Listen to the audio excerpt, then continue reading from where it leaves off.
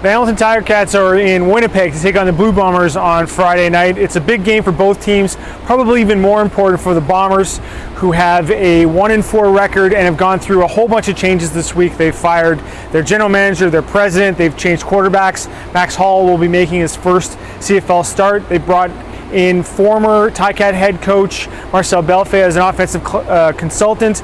Lots of talk about backs against the wall, about urgency, all kinds of chaos here in Winnipeg for this team. So they should be very desperate. Now the Ticats, on the other hand, I think are feeling quite good coming off their bye week win the game before the bye week over Edmonton. Andy Fanteuse will be back in the lineup for the Ticats. He should provide a big boost for that receiving core, and I think Kent Austin and his group are starting to feel as though some of the personnel groupings are starting to come together a little bit and gain some consistency and some familiarity with one another. They're certainly in a great position, given the fact that this is the first half of a home-and-home set with Winnipeg, to really put a dent in a division rival. So. But it's also, for lack of a better word, it's a trap game. It's a game that you would expect the Ticats to win, given all that's going on in Winnipeg. But traditionally, in a lot of cases, the Ticats have had trouble winning those games. As recently as last season, same sort of situation, coming into a situation where Joey Elliott was making his first start. Ticats turned the ball over a bunch of times. Henry Burris fumbles, and they end up losing that game. So, recent history in terms of the Ticats and their ability to win games they should win hasn't been great. That said, this is a new year, it's a new season, it's obviously Kent Austin's team.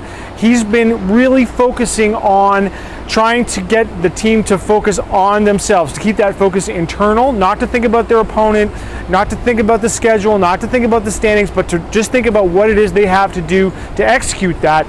Now, most coaches will say that. Talking to some of the players on the Ticats this week, they really sort of feel as though that's taken root, that the focus really is internalized, and they feel that if they just do the things that they need to do, that they can be successful. So it's also my first trip to this new stadium.